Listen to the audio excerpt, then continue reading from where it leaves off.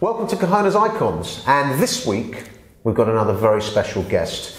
He's a judge. No, I'm not interviewing myself, I'm judgmental. This is actually a popular judge, a very popular judge on TV, of course, and very lovable. He is Judge Rinder. Judge Hello, Rinder. Keith, how are you? I'm very well. What do I call you? Judge, Rob, Robert? Call me Robert, but whatever you want. I mean, it's the first time anybody's used the word lovable.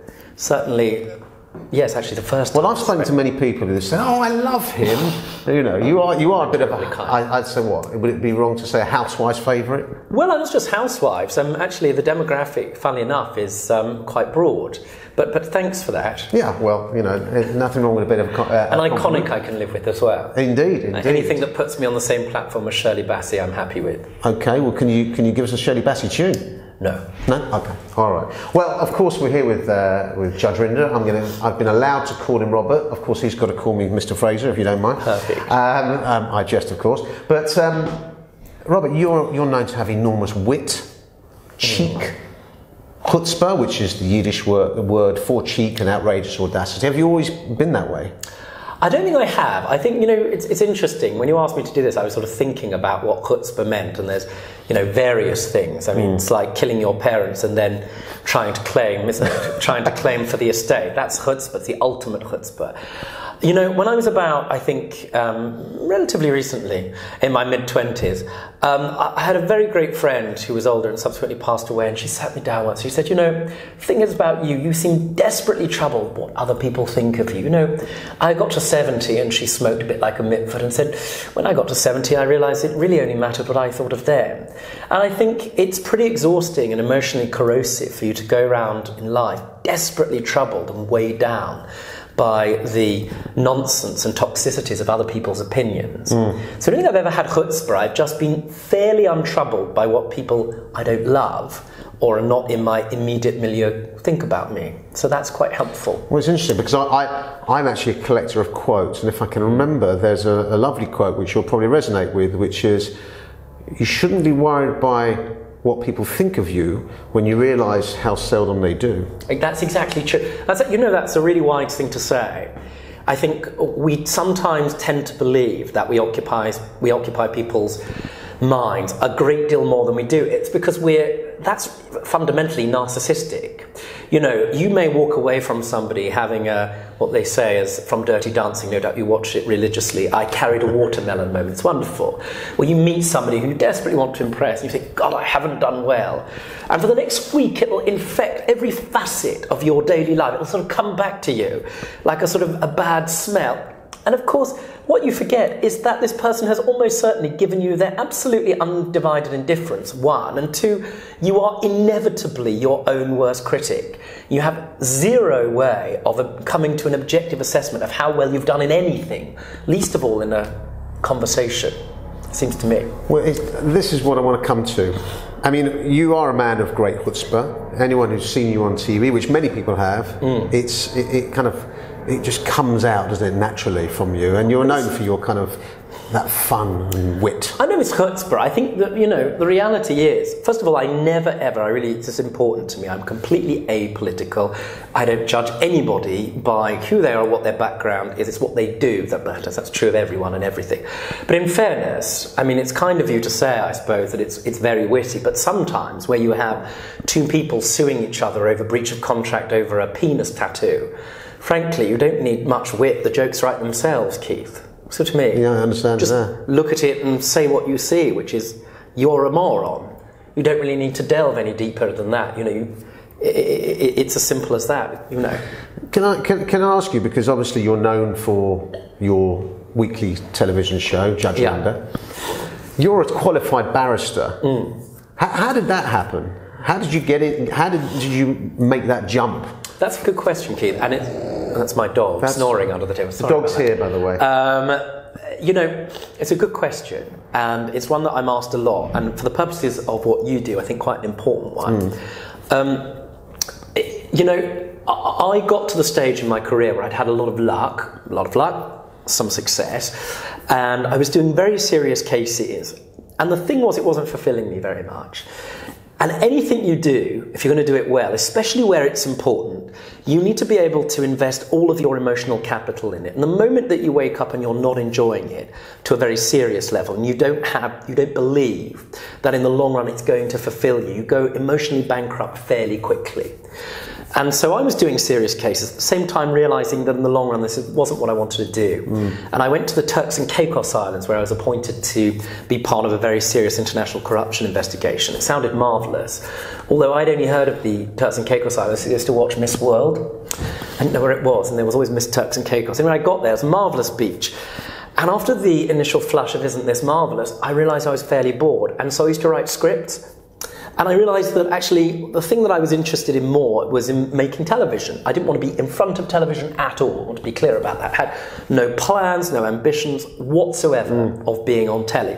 I wrote a script along with this production company, cut a long story short, went to flog it to various places. Most of them give you their kind but undivided indifference. And carried on and went to a woman called Helen Warner, who turned out to be the head of ITV Daytime. I was doing another trial at the time, followed up with an email, and this is where chutzpah comes in. I read her novel. She wrote a chick lit novel. Of course, I read it in an afternoon. It was filled with the most extraordinary filth, funny, and bits of human geography that I wasn't hitherto aware of. That's certainly true. And I wrote her an email going, "It's great to meet you," and blah blah blah. And she says, "It's really interesting. I've been thinking about you, and you should meet a guy called Tom McLennan because he wants to do a court show. He hasn't met anyone. They weren't auditioning. I met Tom, and we got together, hit it off, and she put up the series on television." Now, the thing about it is that that's a long story short, but ostensibly, normally from the germ of an idea to TV, it can take 2 to 3 years whilst you test, while they do all sorts of market research. This person turned out to be a kind of Cojones person. Sure. She takes a huge amount of risk, and she put it on telly. But it was a series of, I suppose, what you might call luck, you might call, extraordinary events, really. But the Cojones moments, the chutzpah thing, I suppose, in that story, is that after I met her, I didn't know who she was and I didn't care. I wrote a follow-up. Going, "It was great to meet you, and blah, blah, blah. This is what I found funny about our meeting." Do you see what I mean? Absolutely. In other words, I think a lot of people, when they go to anything, meetings or whatever, are so sort of troubled by the crass, what you might call virus of politeness, that they forget, for example, to ask for the money. They forget to ask what they can do to improve. They're so worried about what people think of them that they don't follow up.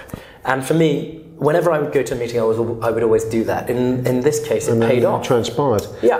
Well, because I've been in a sales environment, a very hard telephone sales environment, actually.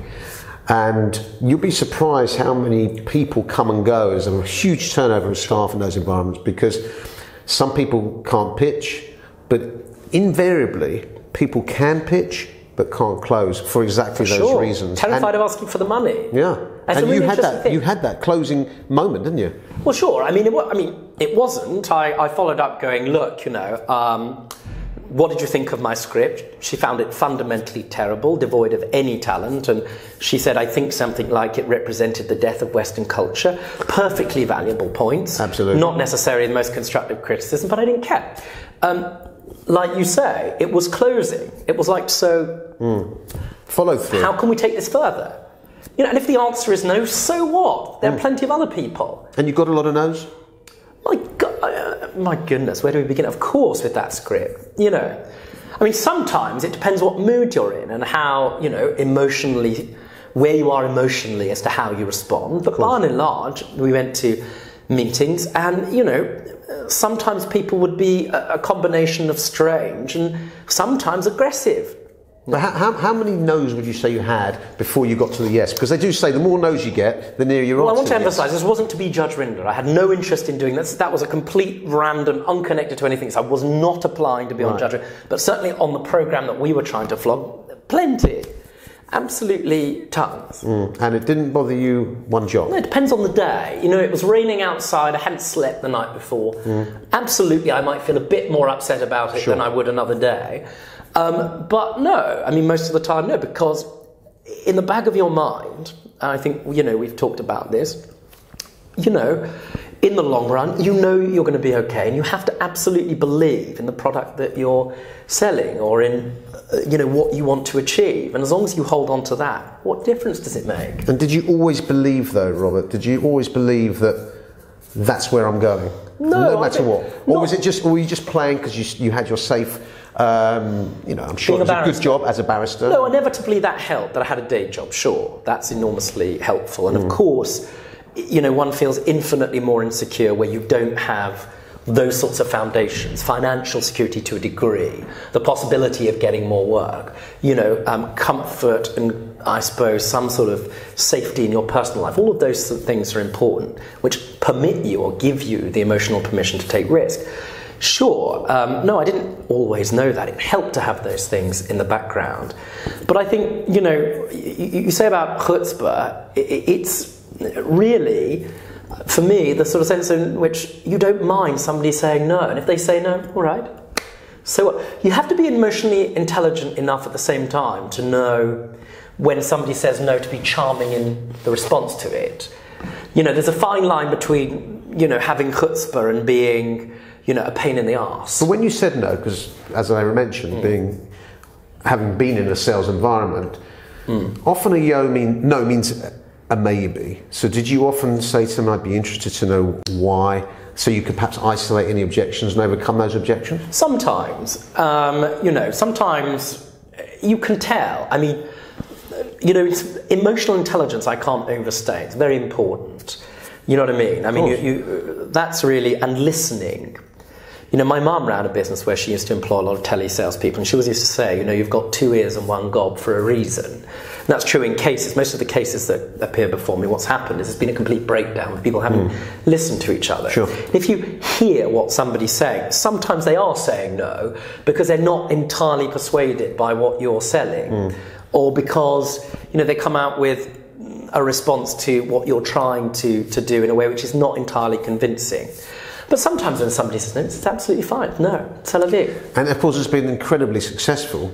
Could you have imagined how successful it was? Absolutely not, no. I mean, completely not. We were lucky. I mean, it rained in the first week, so that helps. Daytime viewing is quite weather dependent. Right, I mean, looking outside and the sun is out, and my new series is on, which got brilliant ratings yesterday. And who knows? People will be doing boring things like having picnics today. No. So. And then, of course, there's Strictly. Now, I think that to do Strictly is one of the ballsiest things anyone could do, and I think people underestimate it. It's on at the same sort of time as X Factor. To me, I think it's far more daunting to learn a load of moves, to have to do it to time and remember those moves in front of millions of people. That shows your cojones, I think. Well, I'm not sure. I mean, the reality is 2 things to say to that. The first thing is that it's a show where there is first of all, it gets much better ratings than X Factor. We have about 13 million this year. The reality is that it's a show where people are willing you to do well. That's, of course, the difference between that and the X Factor. Right, okay. You know what I mean? Sure, yeah. The goodwill that there is, certainly in the so-called celebrities that I was with, the audience and the public at large is so great. They want you to do well, and that permeates into the whole experience. But it's interesting you say that, because that you say it's a terrifying experience, because you're right. I've been nervous in the past. I dealt with murder cases. I was about to cross-examine somebody, and I've felt worried. But here, you're never allowed to forget that it's 90 seconds. You're in front of 12 million people. They dial up the entire terror quotient because it makes for good telly. I understand that. And I should say that before I went out, in the first few weeks, there's no kind way or polite way of saying that I would have been infinitely assisted with a set of brown trousers, Keith. That's all I can say. I was terrified. I can imagine. How did you deal with that? To the point that I would I'd terrify my dance partner, who was completely fine. I don't know how I do it. You eventually get used to it. That's important to remember. Could you sleep properly the days coming up? I don't sleep well anyway, to be honest. But my sleep was kind of not affected. What would happen, interestingly, is how down the list we were would be how nervous I got. So I was fine at the beginning of the night, but if we were like 13th, right, gradually, as I was watching this, the tension would build to the point that I would become... Because thought got in the way. Completely. And it's interesting, and I hope this assists people who watched it. Where I didn't have time to worry about it, I'd be fine, always fine. As the show went on, if I was, like I say, later down the roster, I would find that I completely convinced myself to the point of utter belief that it was always going to be a horrible disaster. And I found the more time I had to do that, the worse it would be. So our best performances were always when we were in the first few. The challenge for me, of course, is that I didn't really have the muscle memory for a long period of time of knowing what it was like to be terrified. So it was a challenge. But listen, the thing about that show in general is that I was dancing. Keith, nobody died. The hardest part really was where the media would try and conscript you into saying how hard you were working. I used to do 90-hour weeks, sometimes doing some very challenging cases. Friends of mine who work in the NHS do very difficult work. People go to work every day. I was up at 11 o'clock at night, sure, but dancing with a beautiful Russian woman, learning how to do the cha-cha. This wasn't work. Do you know what I mean? Of course. And at the end of the day, I suppose, and again, I hope it to some extent assists people watching this. There's a point where you have to be kind of philosophical and ask yourself the question, what really is this? Does this really matter? Ultimately, there came a kind of epiphany moment after about 5 weeks, what Oprah might call an aha moment, whatever it is. It's a moment where you sit down and I suppose, insofar as you can, you analyse or unpack what you're actually doing. I was having a great time dancing. Nobody died. You know what I mean? Of course. But so, as you said before, you're not that bothered about how people judge you. No, You've got 13 million I get affected by it. And here's the thing. The problem is this. Two things to say to that. The first one is, if people want to wound, inevitably they will. But the thing about Judge Rinder and what it taught me, going back to that show, is that, and you can't know this until you experience it, I always believed that I wouldn't be affected by what people write about me on social media. And it turns out I was right. But you can't know until you're tested. I couldn't care less what people I don't know say about me. But if somebody who was close to me, a close work colleague, certainly a friend or loved one, said that I was unkind or unpleasant, or if they said something about the quality of my work, I'd be really hurt by it. That would matter. What people who don't know you say is wholly irrelevant. Strictly, the difficulty was people were, by and large, universally kind. And you've got to be very careful about that, because that can make you feel great. But the instant you become too dependent on people's positive opinion of you, then, of course, you get wedded to their negative opinion as well. So you have to remain, fairly indifferent to what people who don't know you say about you. And can I ask you, what are everyone's got behind the confidence and the front? At the back, there's something going on. I mean, what would you say your Achilles heel or heels are? Between your ears, I mean, obviously. No, it's an interesting thing. Look, I think for all of us, what stops us are our insecurities. And there are a variety of things. And it's not sufficient to just say, oh, I'm afraid of failure. Anybody that's good at anything believes they're going to fail. Certainly anybody that I've ever met that's good at what they do at some point believes that they're an imposter in some way. They get found out. Sure. And that's true of High Court judge friends. That's true of people I know who are very successful Hollywood actors. They may have an underlying belief that they're good, but they still don't believe that they're that good. That's and how do you overcome that? Insecurity. But it's also other things. It's self-talk or... Yeah, I mean, for me it's about... There are two things I want to say. For me, there's been a new one. And the new one is, when you do something you love, and I'm lucky to be and I'm profoundly lucky to be in the position where I do a show I love, the people I work with are absolutely amazing. What I mean by that is that Judge Rinder is completely authentic. I know some people can be a little bit surprised by it, but it absolutely is. It's very regulated. I work with groups of young people that can take 100 hours to make one show, because they have to be sufficiently emotionally intelligent enough to know whether It's going to be an interesting case. They have to be creative enough to determine it's going to be legally interesting. They have to satisfy themselves it will survive the regulatory rigmarole. They have to be able to ensure that it's totally authentic, so they do massive due diligence. These are young, brilliant people that I work with as part of a team, and I love it. For me, my insecurity is that having gone from something where I had fallen out of love with the work to doing something I love, the insecurity is that it will stop tomorrow. So that's a real problem, and that can affect you, and you know that's I think difficult for me. Very often it's remembering this, that how you feel about your job, about the world, all of that sort of thing are often informed, or is often informed, by variables that you can't control. Tiredness, it's a big one. You know, my friends who are young, not young, sort of mums, you know, or young dads, etc. You know, how you feel about the world is affected by that. It's affected by weather. And to kind of have the mantra that I feel, there's no nice way of saying shit, but I feel shit just today. And that I believe profoundly in the possibility that tomorrow is another day. Well, here's the thing. I'm sorry to interrupt you about that. Insofar as what you're saying, you worry about what the future holds. As the old saying goes, that yesterday is history, tomorrow's a mystery, and today is a gift. That's why they call it the present. No, I think it's absolutely true.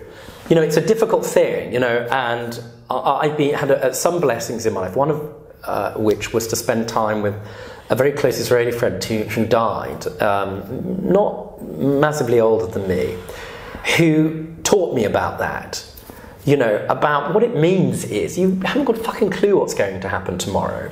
Now, you can't conscript yourself into this happiness. I mean, unless you're born a total Pollyanna, in which case you're almost certainly going to be very boring.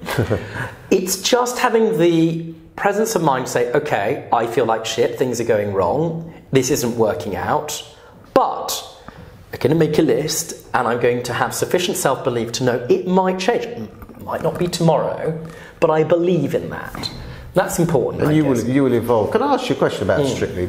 Yeah. You may not know the answers. I did read that they were looking to introduce same-sex couples. Yeah.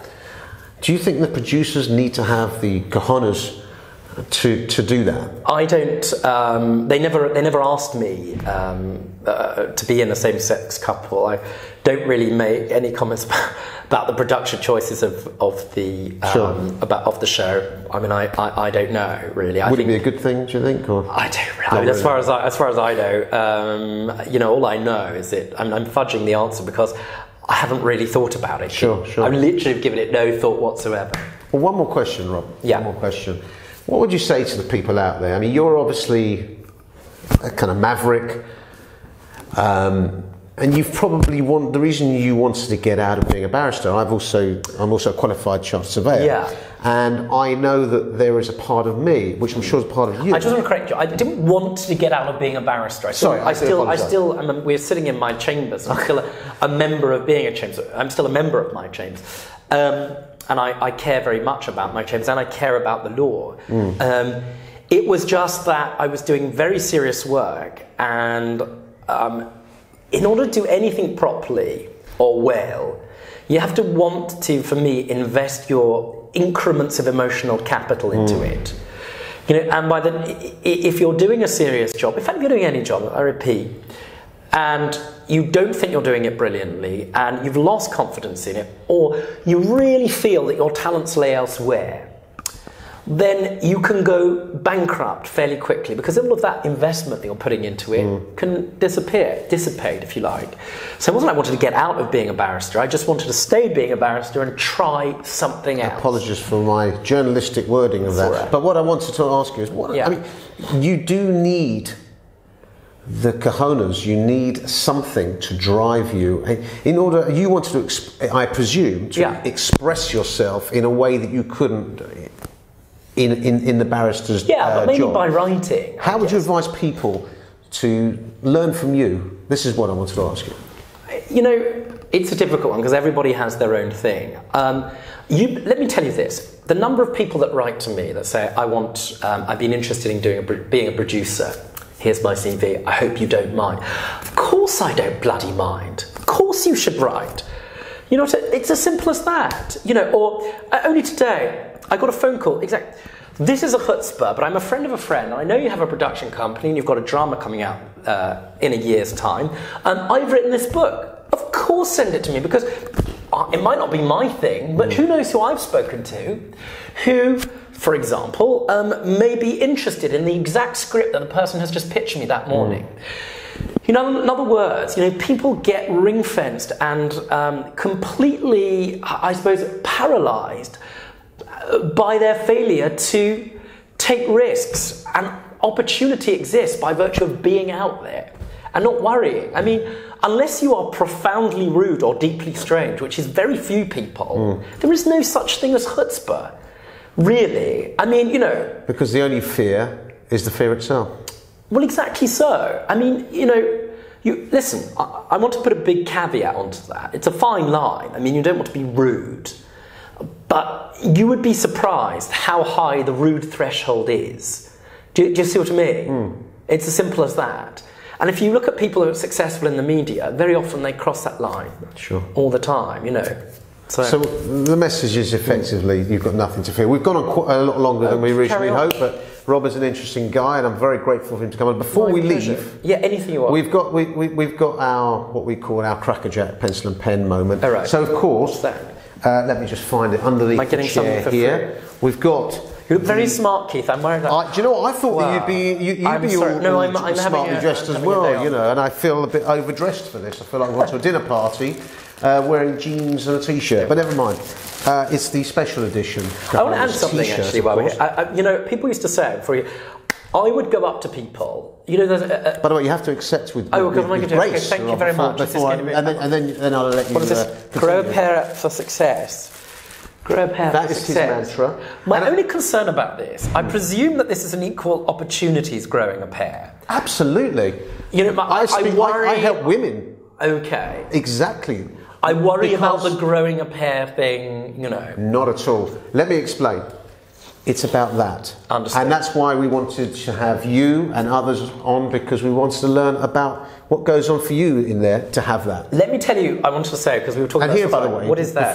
These are steel balls, because they're kind of a metaphor. Yeah, I got the metaphor. What am I going to do with it? All right, you don't seem too impressed, but it doesn't matter. All right, I just feel it's a little bit sexist.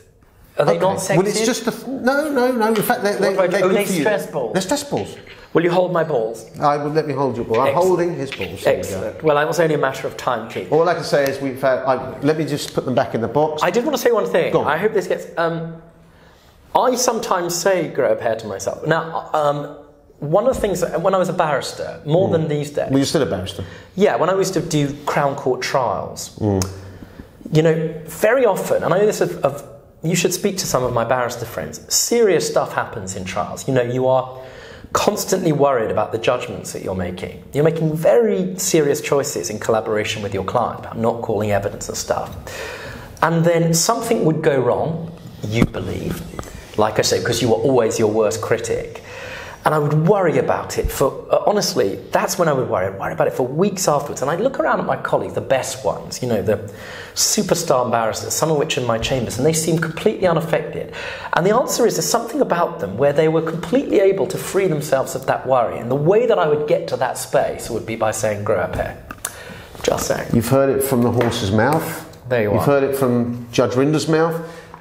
Can I thank you? You can be a woman and grow a pair, apparently, as absolutely. Well. Yes. This is the way to go. In fact, anyone who's done anything in life, whether it be acting, TV, business, they've had to grow a pair at some stage. And at that comment, I'd like to thank Robert Judge for coming. Nice to meet you. Well, I came to you, but thank you very much for doing this interview. It's been very insightful. Thank you very much. It's been great to meet you as a top guy. He is a top guy. Apparently. And yeah.